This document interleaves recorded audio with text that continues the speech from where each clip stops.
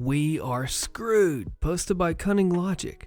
I made the mistake of buying into a small rural equestrian HOA because it didn't act like an HOA. Overall, as a non-board member, it was great. I paid $300 a year, the grass around the road was mowed along an area that would tear up my nice fancy mower if I did it, and I managed to utilize the HOA to get an over $100,000 discount on running fiber internet out this far. They wanted $120,000 to run fiber to a single house, but offered to run it to an HOA for $50,000 split among everyone who wanted it. I needed it for work and had accepted that $120,000 cost as part of the price of buying the house. I got fiber to my house for something like $4,200, saving almost $116,000. This discount also landed me the love of my neighbors, as we were end of the line for ADSL, meaning sub-2 MIPS speeds and connections that drop 50+ times a day. We now have unmetered gig up and gig down, and it's great. Then, I joined the board as the treasurer.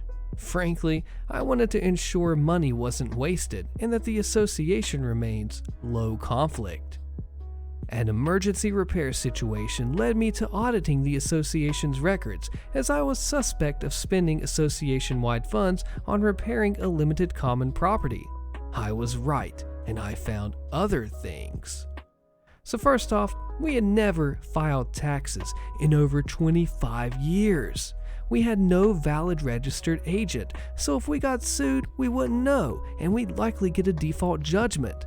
The addresses for our associations registered with the state were invalid, so we would easily be forced into court-supervised receivership, and some of our records were intentionally destroyed years ago by a past board member who has since moved, making a complete audit impossible and completely filling all of the missing tax returns impossible. And for 25 years, we've been using an invalid EIN. Our bank won't even let me correct this. We have no reserve or emergency fund, and our basic essential costs are more than we bring in. We've never raised dues, only lowered them in 25 years, and the board has no means to raise the dues enough to cover our yearly minimal expenses. We're underinsured by a lot, and the state of our infrastructure of a subset of owners makes seeking more insurance risky. The grammar and wording of our covenants is bad. They essentially require me to have a horse when they intend to allow me to have 4.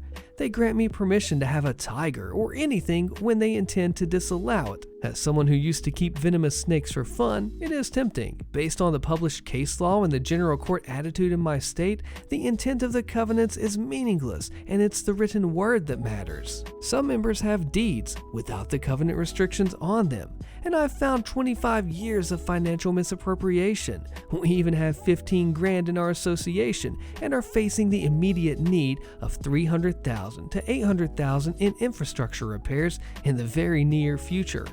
That can only be spent from funds from a subset of members, not me, thankfully. And we have a buttload of other concerns, some likely illegal, that I haven't had time to research yet. Eventually, a member is going to sue the ever-loving heck out of the HOA and edit to prevent misappropriation of funds or covenant-violating assessments that will be attempted. I guess I wasn't clear the type of lawsuit I expect to see, and I'll probably join them when that happens. I could and might write a book on how to audit an HOA once this is sorted, or I quit. As a commenter said, the blind leading the blind. Holy cow, this is a wild situation. My HOA is basically extorting homeowners for money, posted by Potential Dare 5076. I live in a neighborhood in Florida where the HOA is out of control, like many other HOAs. They've been sued several times, and the largest and more recent one was dismissed with prejudice, I believe. We have not had a real election since long before we moved in, as we have now learned.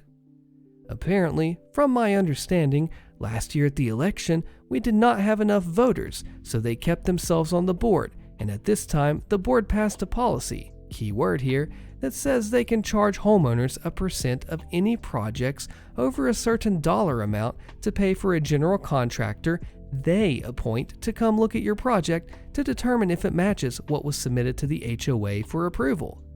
This person would be receiving a minimum of $1,500 to come look at your project twice to check a box, essentially. Turning in my application was the first time that I had heard of this policy. I vaguely remember there being something last year about a $375 fee, but I cannot find it anywhere. Further, on the project approval form, it says if you do not abide by the items on the approval form, you could pay a $1,000 fine. Note that notification about this percent is not included on the ARB policy and approval form that you turn in. I asked why I couldn't just pay the fine because it was cheaper than the percent for the contractor, and we were threatened with a lawsuit. They told us that we had to pay the general contractor fee because otherwise they would sue us and then make us tear down our project if we went forward, and then told us about other situations where they are suing other homeowners for this now. I was obviously very upset by this being sprung upon us. I never, as a homeowner, voted on this, so I'm not sure how they can continue to pass these ridiculous policies. Note the project approval form has not been updated since 2020, and the architectural review bylaws have not been updated since 2018. I checked with my county's comptroller and no changes have been filed. So basically, they are creating policies so they do not have to update the CC&Rs. The files on our neighbor network and HOA website do not have any of this anywhere posted that I can see. The latest ARB is 2021. I asked for them to provide me direct links, and they simply said that I can find them under the meeting minutes, but they're not anywhere in the documents for policies and so on. Simply, is this enforceable? We have to pay a contractor that they appoint, which there is no guarantee that there is no affiliation with someone on the board, an example, COI, and there is no way around this contractor fee. There is nowhere that this information is posted that I can find. The county has not been updated of this change in the policy, bylaw, and CC&R, and we were threatened with a lawsuit if we did not agree to pay this fee. The project is expensive enough as it is. Why do they think they can just look at how much we plan to spend and then tell us that a contractor is worth a percent of that cost? The ARB approval is also not by any homeowners, but rather people who work for the property management company. I'm just not sure how any of this is legal. For the fines, it's $100 a day for 10 days, up to $1,000. On the form, it outlines what they can fine you for, like construction outside of approved hours, doing multiple additions and changes not on the form, like adding in a pool but then tearing down trees and putting in new ones. For the percent, as I have not seen it, I asked where the numbers came from and how this fee was assessed. They have a percentage for categorized projects, like solar panel installation would be a 1% fee, but home addition would be a 3% fee. I wish I knew more, and I also wish I knew about this percent before I spent weeks preparing for my project, getting quotes, taking days off to meet with contractors, and so on. Unfortunately, with the cost of our project, adding 3% makes it unfeasible. The homeowners named on the lawsuit essentially gave up. It went on for several years. The HOA threatened all homeowners with an, if you back these people and they win, we will fine all of you $20,000 to pay them, since their liability was only $1 million. The HOA also sent out defaming monthly newsletters, printed and mailed, to the entire community about the people on the lawsuit. I think it just honestly became too much for them. Every election there are not enough voters. However, this most recent election, it was deliberately made unclear what made your vote count. So many people stepped up to run. They told us that participation on Zoom would count for quorum, but then did not let anyone in from the waiting room. In general, frequently during Zoom meetings, they would mute homeowners who spoke up, but they do not host any monthly meetings anymore, and more specifically, no meetings are in person at all, which is against the bylaws. Basically, homeowners are no longer given the opportunity to speak up and out about the board, and it makes policies that they can just do whatever they want. They told us that many homeowners are upset about this percentage because they didn't know about it. It isn't posted anywhere, we haven't been formally notified of this policy, and we aren't the only ones, and they only enforce it after you give them the project and they see the dollar amount, and then they say, oh, okay, you owe us $3,600. You're wondering if this is legal or not. What if you talk to an HOA specific lawyer, somebody that knows the ins and outs of this stuff, and really figure out what you can do from here to take him down if you need to? HOA sells a non-HOA house, posted by Catfish21SM. I'll spare you the boring details, but we lived in a small rural farming community that's been growing quite rapidly lately. A lot of the farmers are growing old and selling their farmland. There are two ways to do this. They can either split it into lots and sell a piece at a time, and this typically brings in more money but is a much slower process. Then they can sell the whole thing at once. Again, faster process, less money. This particular farmer decided to sell his land in lots because it was in a developing neighborhood and he could make a much larger profit doing it that way. My friend bought a few lots and built a very nice house on it. Then a large company came in and bought most all of the remaining lots and built a subdivision on the land. In order to keep everything in a consistent look, they themed the properties after my friend's place. His was a lot nicer, obviously. I mean, he didn't cheap out on it like they did, but they had similar styles to his. He didn't mind because that just raised his property value even more. Now, it's important to note that my friend who this is about basically lived right in the center of the subdivision. He bought a place in the middle of the property because of its view. Probably not the best idea in retrospect.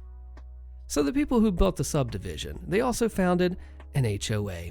My friend was invited to join on multiple occasions, but always refused for obvious reasons. Because of some legal clauses about pre-existing properties, he wasn't required to join, even though he was in, well, the center of the subdivision. He did maintain a pretty good relationship with the HOA president and some of the members of the community as well. He was regularly invited to HOA events and sometimes actually took them up on the offer. He enjoyed it. But then, a new president took over the HOA. I guess this new president didn't really do any research because he just assumed that my friend was part of the HOA. He contacted my friend about several violations that he noticed, along with late fees due to the HOA. When my friend tried to explain that he was not part of the HOA, the new president just shooed him off and ignored him. My friend obviously just ignored all of the fees and all the fines and so on. Now, my friend was a winter bird. For anybody who doesn't know what that means, it's a fancy way of saying that someone that lives in the south during the winter and in the north during the summer. They typically own two houses, or sometimes they're just retired and they jump around between family members that are happy to take care of them for that time. My friend in particular was a doctor who worked for a hospital here in the summer months and a hospital in the south in the winter months, so it all worked out. So saying this, you could probably imagine the horror on his face when he came home and found all of his locks changed and another family living in his house. The HOA president knew that he traveled south every year, so he waited until he was gone, then sent an eviction notice for all of his being late, and he had a friend that owned a realty firm and they sold the house and moved in a new family, all while my friend was gone. My friend contacted a lawyer friend of his from back in the south and they started the process of suing the HOA. Big city lawyer versus small town HOA who was absolutely in the wrong. Guess who won? Oh yeah, and did I mention that the family that moved into my friend's house, they joined in as well. They also sued the HOA because they had to be relocated on short notice and they had taken out a very hefty loan for that property. Now, I don't know exactly what happened, but I do know that the HOA president lost his house and he skipped town. I'm guessing he probably took the brunt of the attack. OP's HOA has a problem with the support group meetings being held at their house, with updates posted by I'm Fed Up With My HOA. Nice name. For the last 18 years, I have been a member and an organizer of a support group for trauma survivors. The room that we were using for our meetings in a nearby church was recently flooded and badly damaged, and I haven't been able to find another suitable room for our meetings due to the pandemic. Not wanting the group members to be deprived of an important resource, I decided to host some meetings in my basement or in a secluded area of my garden with a reduced number of attendees. Now, we respect social distancing rules, we wear masks, we sanitize our hands, and everything. So this came to the knowledge of the HOA board.